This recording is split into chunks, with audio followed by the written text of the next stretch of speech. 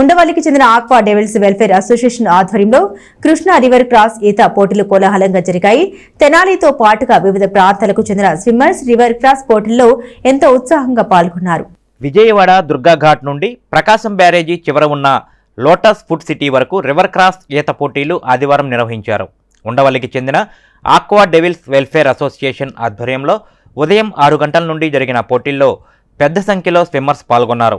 విజయవాడ దుర్గాఘాట్ నుండి ప్రకాశం బ్యారేజీ చివర ఉన్న లోటస్ ఫుడ్ సిటీ వరకు 1.5 కిలోమీటర్ల దూరం ఉన్న కృష్ణానదిలో స్విమ్మర్లు ఎంతో ఉత్సాహంగా పాల్గొని తమ ప్రతిభను చాటుకున్నారు. మహిళలకు, పురుషులకు కేటగిరీల వారీగా పోటీలు నిర్వహించారు.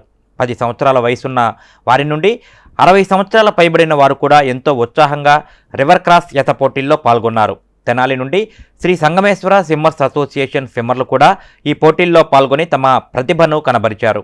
ఈ పోటీల్లో 31 నుండి 40 సంవత్సరాల కేటగిరీలో Shri Sangameshwara swimmers association swimmer చెరుకుపల్లికి చెందిన కానిస్టేబుల్ నాగబ్రహ్మారెడ్డి బహుమతిని గెలుపొందారు.